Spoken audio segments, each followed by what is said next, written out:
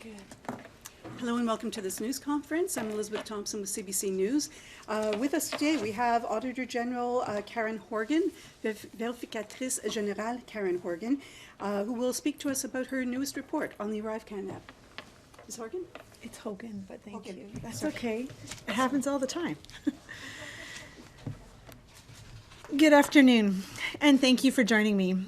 I want to begin by acknowledging that we are gathered on the traditional unceded territory of the Algonquin Anishinaabe people. Today, I will be discussing the results of our audit of the ArriveCAN application. The audit looked at how the Canada Border Services Agency, the Public Health Agency of Canada, and Public Services and Procurement Canada managed the procurement and development of the application, and whether they spent public funds in a way that delivered value for money. I will discuss our findings, but first, I have to say that I am deeply concerned by what this audit didn't find. We didn't find records to accurately show how much was spent on what, who did the work, or how and why contracting decisions were made. And that paper trail should have existed.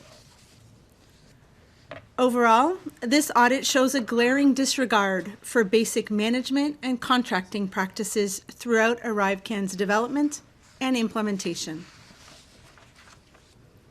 Si les organisations gouvernementales ont dû faire preuve de souplesse et réagir rapidement pour répondre à la pandémie de COVID-19, elles étaient quand même tenues de documenter leurs décisions et de faire un usage prudent des fonds publics. Or, notre audit a révélé des échecs et des lacunes graves dans tout ce que nous avons examiné.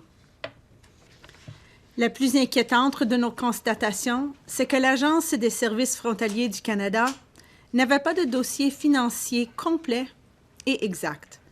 L'absence de cette information nous a empêchés de calculer le coût précis de l'application ArriveCAN.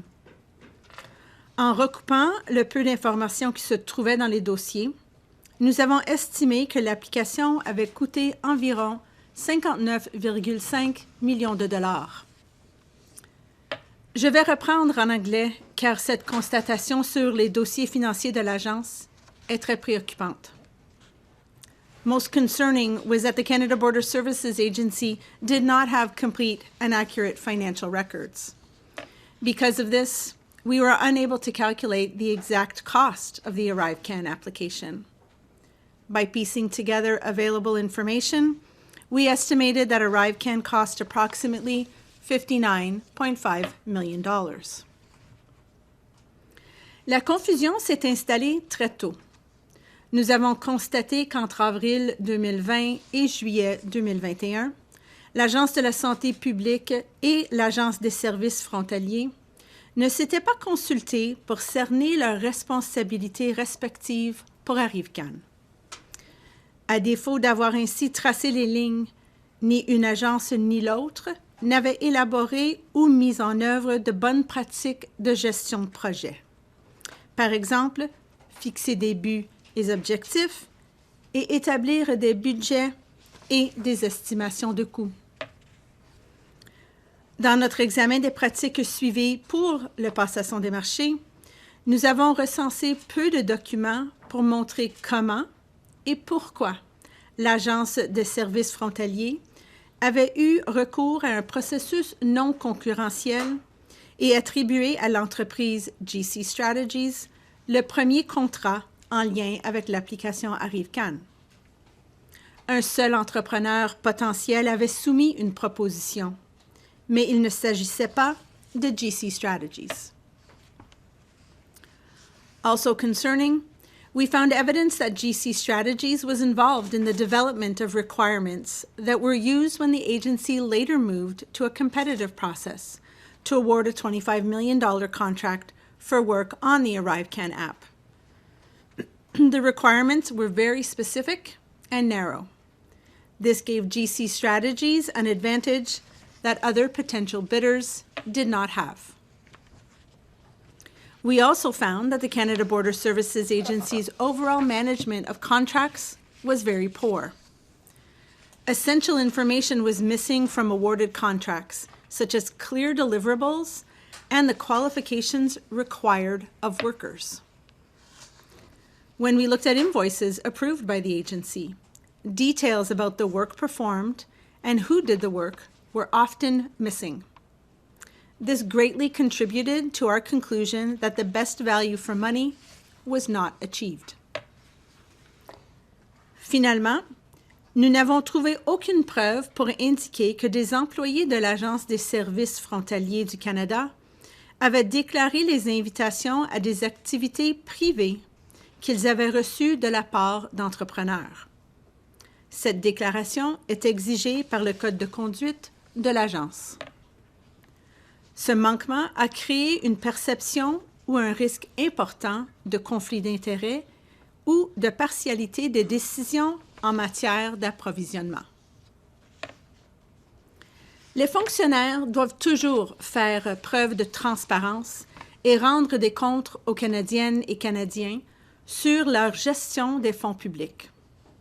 Une situation d'urgence ne veut pas dire qu'on peut soudainement ignorer toutes les règles établies ou que les ministères et organismes ne sont plus tenus de documenter leurs décisions ou de tenir des dossiers complets et exacts. Comme je l'ai dit il y a quelques instants, je considère que l'audit d'ArriveCAN démontre un non-respect flagrant des pratiques de gestion élémentaires, de sorte que bien des questions que posent les parlementaires et la population canadienne au sujet de cette application restent sans réponse. Le manque de renseignements pour appuyer les dépenses et les décisions liées à ArriveCAN a compromis la reddition de comptes. Merci. Je suis maintenant prête à répondre à vos questions. C'est le temps des questions. It's time for questions. It will go to the room and then online. One question, one follow-up. First question to Ryan Tumulty, National Post. And if you want to ask a question, please raise your hand because I may not have seen you in the first round. Yeah, good afternoon. I'm wondering, given what you found in this audit, that so many basic contracting procedures were not followed, are you considering a wider audit of the government's technology practices or even just of CBSA's technology contracting practices?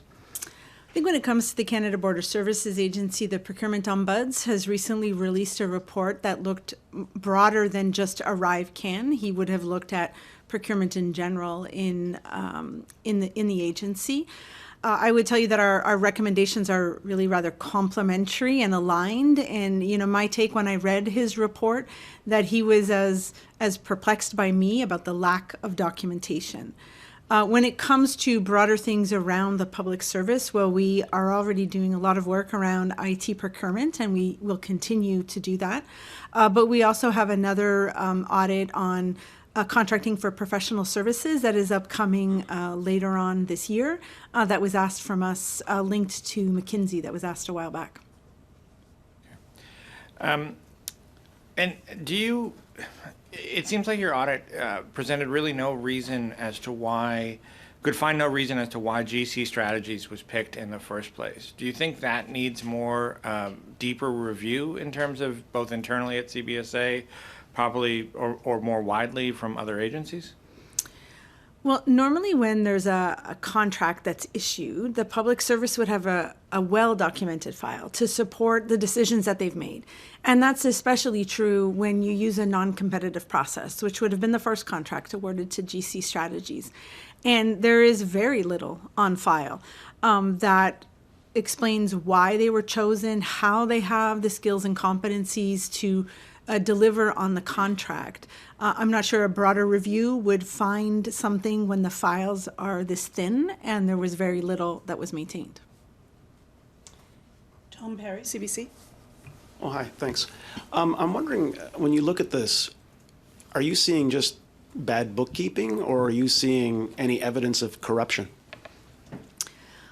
So when it comes to matters that might be criminal in nature, I am not the expert in that area. That is really the RCMP, and that's a question and a decision for them to debate. What we did find, however, was a glaring disregard not only for good financial record keeping, but basic project management processes and good documentation when it comes to contracting and following some of the most basic rules that I have often seen the public service do well. While we often have recommendations in this that are opportunities for improvement, in this case, it was really a disregard for some of the most basic elements that typically exist. And I know the government might say, well, it was the pandemic, we had to move quickly, but I'm wondering how this compares to other pandemic programs that you may have taken a look at. And so I said it in my opening remarks, I don't believe that an emergency is a reason that all the rules are thrown out the window. In fact, at the start of the pandemic, the Treasury Board Secretariat actually issued guidance to all of public service and said we recognize that in order to be fast and efficient during the pandemic, that you can remove some of the typical bureaucratic processes that might normally be used, but you should always document and demonstrate due diligence and show prudent use of public funds. And that basic element is missing here. I don't think an emergency is a reason to forget some of the most basic things that should be done to show accountability to Canadians. Mike Lecouture, CTV. Thank you for taking our questions. In your time as an auditor and taking a look at this type of thing, have you ever seen something like this?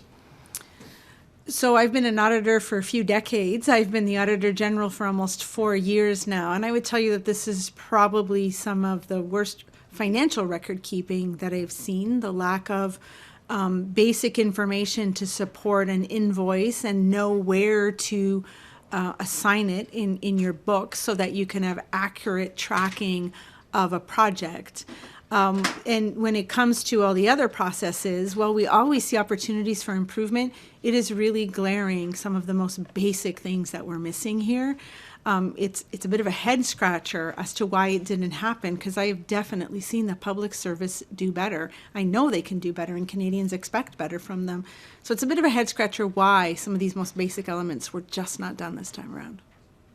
So given that, if you had one or two suggestions in terms of lessons learned on this, what would they be?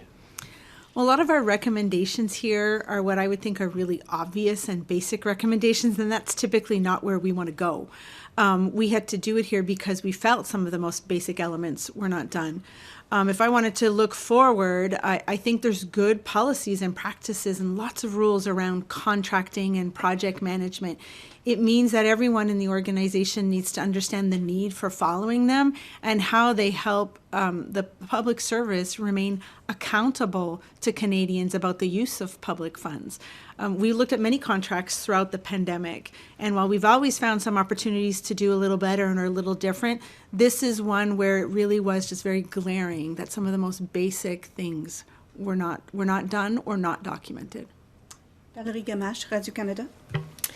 Bonjour. Est-ce qu'à la lumière de votre enquête, vous êtes en mesure de déterminer s'il y a des ministres ou même le bureau du premier ministre qui auraient pu faire en sorte que ce fiasco-là soit évité, ou encore qu'il y a certains, peut-être, ministres responsables qui ont fermé les yeux sur toute cette affaire-là? Je pense que c'est important de reconnaître que nos travaux nos audits regardent vraiment les activités de la fonction publique et non le côté politique des ministres. On s'attendrait dans la gestion d'un projet de voir un mécanisme de reddition de comptes et une bonne gouvernance. Et ici, on n'a pas vu que ces bonnes pratiques-là ont été mises en place au début. Et alors, il y avait très peu de documentation. C'était très mince sur la reddition de comptes ou la surveillance. Et alors, quand il y a un manque de dossiers, c'est impossible de dire qui était impliqué. On voit très peu de documentation sur ces éléments-là. Je comprends que vous n'êtes pas la personne la mieux placée pour parler de corruption, mais quand même, quand certains lisent votre rapport puis font un lien avec la corruption, est-ce que ces gens-là vont trop loin? Est-ce que ça va trop loin que de parler de corruption pour définir ce qui est décrit dans votre rapport? Encore, c'est très difficile pour moi de conclure si je ne suis pas l'autorité. C'est la GRC qui vraiment prend une décision sur des enjeux criminels. ce que nous avons constaté, c'est qu'il y avait un manque de suivre le code de conduite de l'Agence des services frontaliers. Les individus qui ont été invités à des activités auraient dû informer leur superviseur des invitations, même s'ils n'ont pas participé aux activités. Ça augmente les risques liés au conflit d'intérêts ou la perception qu'il y a eu de l'impartialité dans les décisions prises quand les contrats sont octroyés. Je m'aurais aussi attendu que la fonction publique n'aurait pas laissé un fournisseur être impliqué dans les exigences d'un contrat. Ça ne devrait pas se produire dans la fonction publique. Bill Curry, Globe and Mail. I wanted to ask you to compare the $54 million price tag that the CBSA has put out there on their website, and they break that down compared to the $59.5 that you have today. Their numbers have things that are in-house costs, like call centers and data management. Your list is all listed to private procurement contracts. So had you also included the in-house costs, would the total be much higher than 60? So some of those costs are in there. It is really difficult for us to determine the exact costs. The financial record keeping and the bookkeeping was really quite poor. We chose to take the angle on contractors because there were so many questions around who completed what and why, and we were unable to answer that question.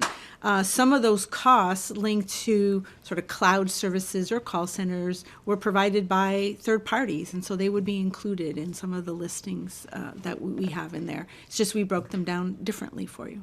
Okay. Could you explain your thinking about how you chose not to go down the road of these additional allegations that came up late last year? You extended your audit. You were going to table this much earlier. You said it's because the CBSA is doing an internal investigation, but as you saw from that committee appearance earlier today, some MPs question that, whether that's the best venue, because it's not as independent as your office. So they were saying, are we really going to get the answers if it's just the CBSA investigating itself, and now you've moved on to other things? So when we heard about the referral from CBSA to the RCMP, that really raises your skepticism as an auditor. And it causes you to go back and ask similar questions, either in different ways or different questions. And so that resulted in us needing to extend the time frame before we could release our report. When it comes to, I'm trying to link it back to sort of the anyways, let me see how if I can answer this better. When it comes to why did we extend, that would be the main reason. Who can provide the best answers is really up to the department. I think I'd actually to repeat your question. I got sort of sidetracked. My apologies. It's so unlike me to forget part of a question. Well, I guess there's this whole other part of this, the Bottler allegations that came forward, and the MPs on the Government Operations Committee have been studying this. The CBSA has an internal investigator, Michelle Lafleur, who appeared at committee just last week. And there's this statement of facts that has some MPs that are quite alarmed about what was going on there. Thank you. And that's all I needed. Yeah, there's a lot of mystery. I'm So the now. question is, MPs are questioning that process. It's an internal process. It's not independent. Why didn't you go down that road? So we felt it wasn't important to really double up on work that's already being done. And the internal investigation was launched back in early 2022, I do believe. And it takes a long time to do an investigation around conduct properly. Yeah, if we had kept going down that road, we would have not been able to release our report here today. There were also referrals to the RCMP. I'm not sure whether they're investigating a contracting matter or whether they're going to extend the contracting matter to ArriveCAN. We did not want to get in the way of that or compromise those investigations, but I can tell you that we will pay close attention to that internal investigation. If we feel that it's not getting the right response or it didn't go far enough, then we can always choose to do more work. And I would use, for example, we waited for the government to do a review on sustainable technologies, the foundation, the Sustainable Development Technology Foundation. We felt that the response was not fulsome enough, and hence we began our own work. So it's always a decision we can make, but going further down conduct would have delayed the release of our report today, and it's an important piece of work that needs to be made public and given to Parliament. Okay. Mylène Crête, La Presse. Bonjour. J'aimerais savoir comment est-ce que vous expliquez que vous dites, bon, il n'y avait pas beaucoup de détails là, dans les documents que vous avez révisés, mais comment est-ce que vous expliquez qu'il n'y ait personne à l'intérieur de l'agence à aucun niveau qui ait vraiment tiré la sonnette d'alarme, ou en tout cas qu'on a attendu que les coûts explosent à ce point-là? Encore, je m'aurais attendu que la plupart des décisions seraient bien documentées dans les dossiers. Un fonctionnaire qui exerce leur délégation d'autorité le fait avec une responsabilisation. Alors, je m'attendrais que si quelqu'un était mal à l'aise, qu'il ne voulait pas signer les contrats ou approuver les factures, qu'ils auraient avisé leur superviseur. Il y a des mécanismes de recours. Mais quand il y a tellement de documentation qui manque pour les questions et les décisions clés, c'est difficile de savoir le pourquoi. Et sur le 60 millions, bon, le 59,5 millions, là, vous dites que vous avez estimé que c'est ça finalement le coût total, mais est-ce que on peut penser que ce serait plus que ça, étant donné que vous n'êtes pas vraiment capable de voir les documents en tant que tels? Alors, je dirais que ça pourrait être plus, mais ça pourrait aussi être moins. Il y a eu du jugement de notre part ainsi que de la part de l'agence pour attribuer les coûts à ArriveCAN. Souvent, les pièces justificatives, si on retourne à une facture ou à une description de tâche, ce n'était pas clair si les travaux qui ont été exécutés étaient liés à ArriveCAN ou un autre projet de technologie d'information qui est en cours dans l'agence. Et cette information-là élémentaire est de besoin pour avoir une bonne tenue de livre, mais aussi pour faire un bon suivi des coûts d'un projet. Ici, on n'a pas trouvé des éléments de base comme un budget. Et alors, c'est difficile de faire un suivi auprès d'un budget quand il n'y a pas de budget. Laura Osmond, Canadian Press. Do you have a sense of what the possible maximum cost of this was and the possible minimum cost was in terms of what the spread of possibilities may be? We didn't spend time sort of coming up with a model that might tell you where it would go or not go. What we can tell you is these are the costs that the agency attributed to ArriveCAN. At times, it might have been general IT in nature. It might have been needed, very foundational for the application to work, but it wasn't clear whether it should be distributed amongst many projects or solely attributed to ArriveCAN. And so we don't have a sense if it was more, whether it was $2 million more, $10 million more. Unfortunately not. Like I said, the record keeping was rather poor. If I give you an example, at times we would see an amount allocated to the application. We would have to follow it sometimes backwards through 3 or 4 journal entries with very little description to get to the original entry, to find the source documentation, to then sit down and understand, was it linked to a task authorization or an ArriveCAN contract, and was it reasonable that it be allocated here? It is not the way you should maintain your financial records. Just jumping up on some of the thoughts that my colleagues had in terms of, using the pandemic as a possible defense for why this sort of went awry. Given that the rules were relaxed in the face of an emergency, do you have a sense that other pandemic measures need closer scrutiny and perhaps a postmortem? So we've been doing a lot of work around pandemic spending and contracting, and while we've seen opportunities for improvement, things that could have been done better, nothing as glaring as what we're seeing here. The lack of documentation and the disregard for some of the most basic elements, this is really different here than we would have seen in other spending during the pandemic. As I said previously, I don't believe that an emergency is a reason to forget that public servants need to be answerable to Canadians and demonstrate that they spent public funds in a prudent way and exercise their due diligence in doing so. I think it's expected of someone who joins the public service. Okay. Our colleague from the Hill Times. Hi, thanks for taking our questions today. Two questions, if I may. You mentioned in your report that GC Strategies was involved in the development of the requirements that the CBSA ultimately included in their proposal. Are you able to share with us who was tasked with determining these requirements within the CBSA? And I'm also wondering, did you ask in your conversations with the CBSA how this happened and what could be the circumstance, I guess, that would ignite such a cooperation, for lack of a better word? So I think when it comes to setting out a request for proposals, at time the public service may look to the private sector to help establish requirements. It's of a technical nature, or maybe the public sector doesn't have skills or expertise. But what we saw here is they were trying to move from non-competitive contracts to a competitive contract.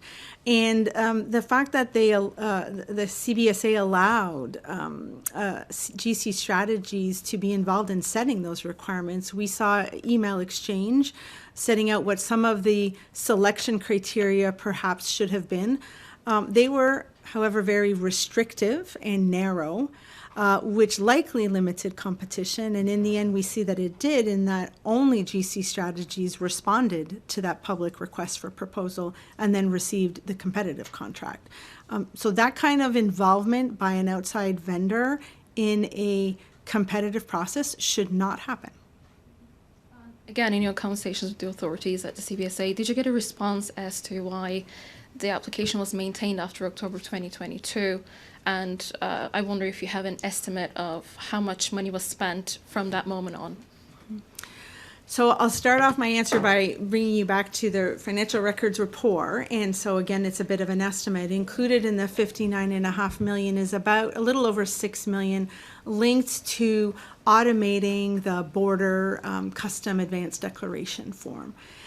So that is really a bit of an enduring value that we see in ArriveCAN. While it provided some value at the start of the pandemic and improved the ability of the government to follow up with travelers and in a timely way and give more, the quality of the information was definitely better, that value was gone once all the border measures were gone. And so the enduring value is that CBSA springboarded off of this to automate something they were already trying to do before the pandemic. Right now, that cost is about $6 million. Whether the CBSA wants to do more with that is a question you'll have to ask them, but it is still now an optional app that can be used for any traveler entering Canada. Can I follow up with one more question very quickly? We're going to go online, then we'll come back to the room, and everyone will get a second chance if we Thanks. have enough time. The first question online, Sabrina Rivet, Nuovo Info, Montréal. Your question? Oui, donc je voulais savoir maintenant quelle était la suite. En fait, bon, vous déposez ce rapport-là, vous avez parlé brièvement de la GRC. Qui va lire, qui va prendre ces recommandations-là? Mais les recommandations dans notre rapport sont visées à l'Agence des services frontaliers du Canada, l'Agence de la santé publique du Canada ainsi que le Service public et approvisionnement Canada. On s'attend qu'ils améliorent leur processus de gestion de projet et de passation de marché et même leur processus alentour de faire du testing sur un projet de technologie d'information. Toutes questions liées à la GRC, c'est des questions que vous devrez poser à eux. Je ne sais pas où est leur enquête, s'il y a une enquête et où est-ce qu'ils sont rendus là-dedans. Merci. Avez-vous un suivi? Sabrina, avez-vous une question suivie? J'ai pas de questions de suivi. Merci beaucoup. D'accord. Y a-t-il d'autres questions en ligne? Or any other questions online? If so, raise your hand. In the meantime, we'll go back to the room. Bill Curry, Globe and Mail. Okay. Thank you. I want to go to this paragraph where you are unable to find out who selected GC Strategies, paragraph 1.41. You mentioned there was a requisition form signed by the Executive Director of the Business Application Services Director. Can you name who that is? So at the time, that would have been a position occupied by Mr. Utano. you didn't get into this in the report, but I'm sure you're aware, there was public testimony in which Cameron McDonald was accusing Min Doan of lying about who was responsible. They were each kind of pointing the fingers at each other. These are very senior public servants having very public debates about who made this decision. What did you make of that testimony, given that you were actually able to see some of the emails behind the scenes? So an audit is really based on having evidence in front of you to support concrete decisions. And here there was really very little to support who made the decision and as to why GC Strategies was the right party. What we did find was this contract requisition, which is the Canada Border Services Agency authorizing Public Service and Procurement Canada to issue the contract to GC Strategies. In my view, when a public servant signs a form like that and exercises their delegation of authority, it comes with responsibility and accountability.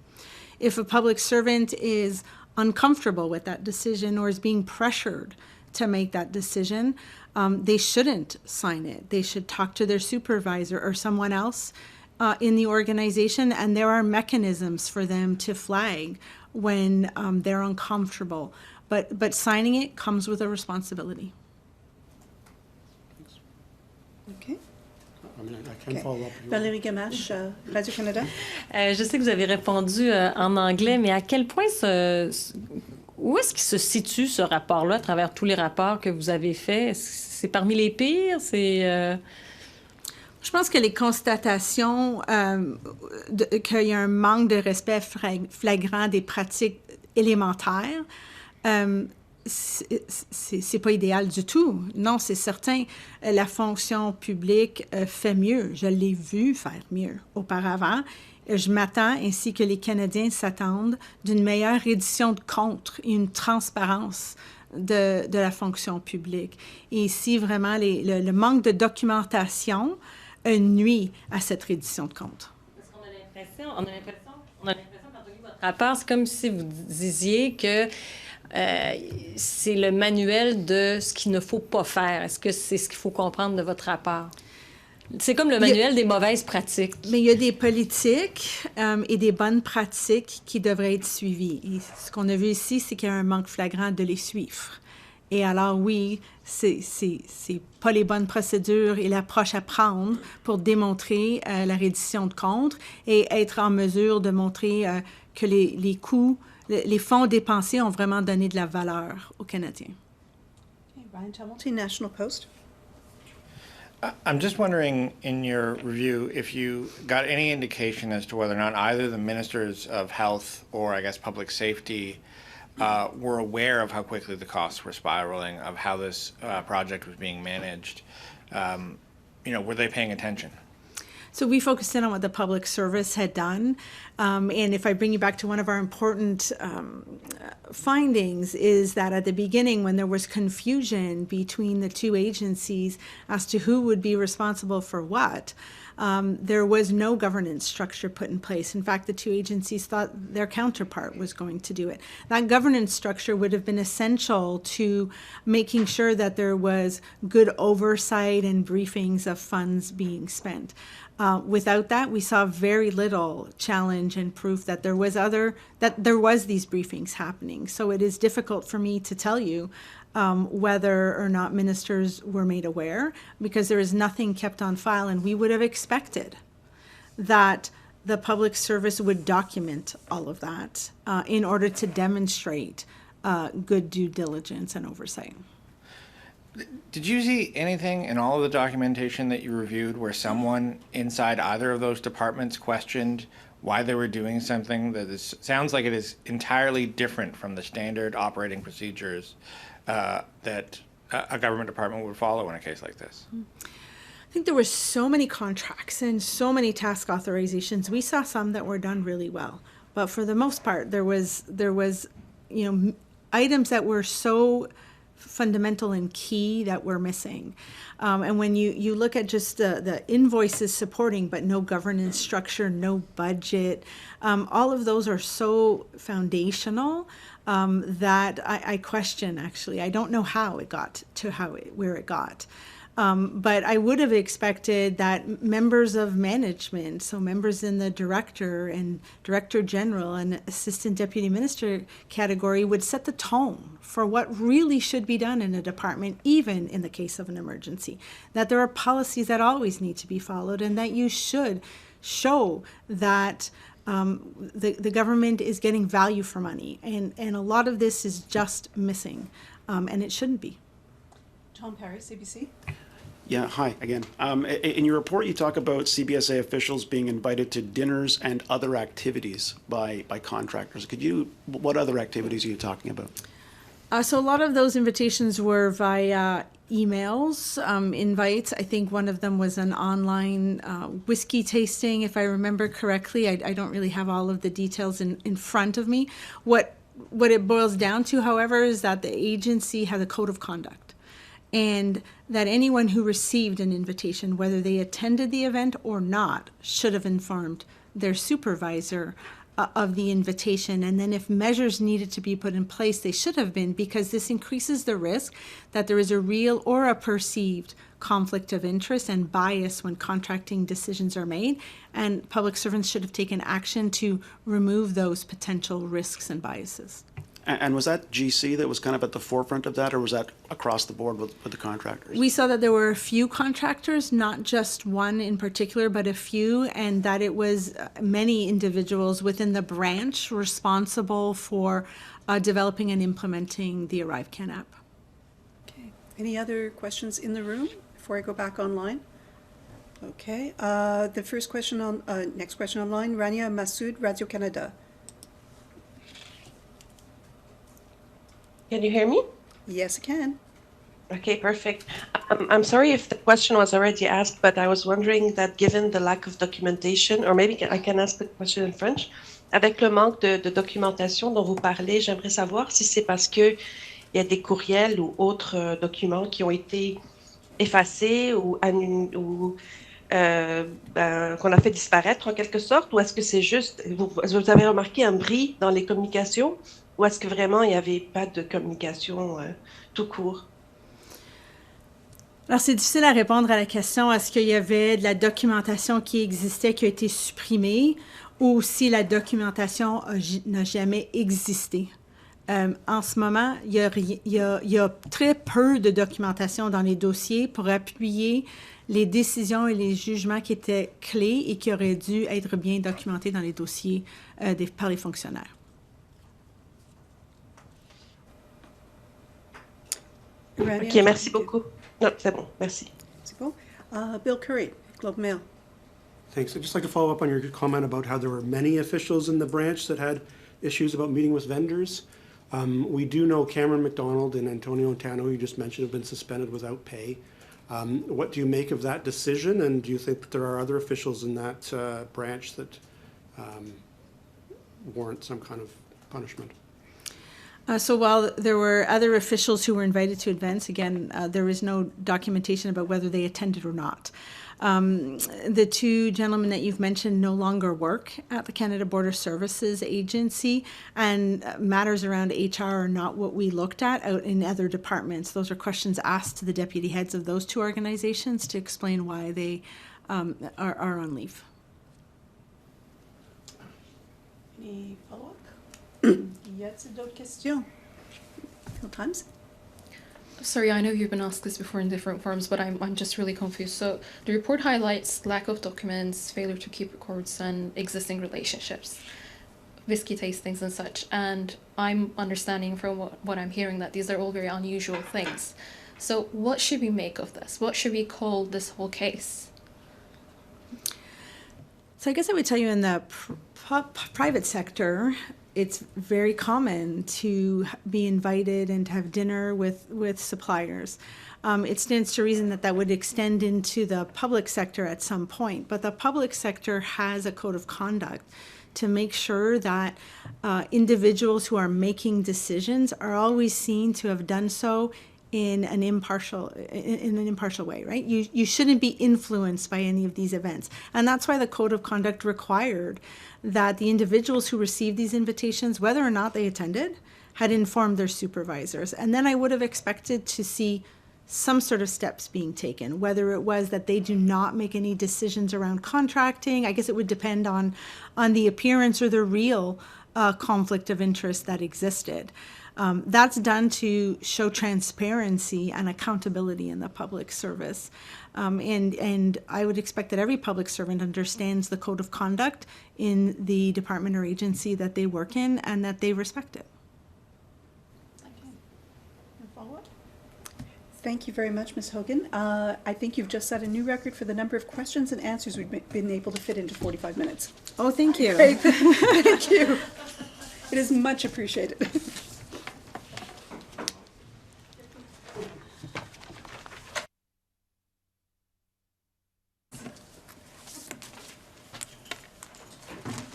Even with forgetting one, that's good. Even with forgetting one. Yeah. They wouldn't have left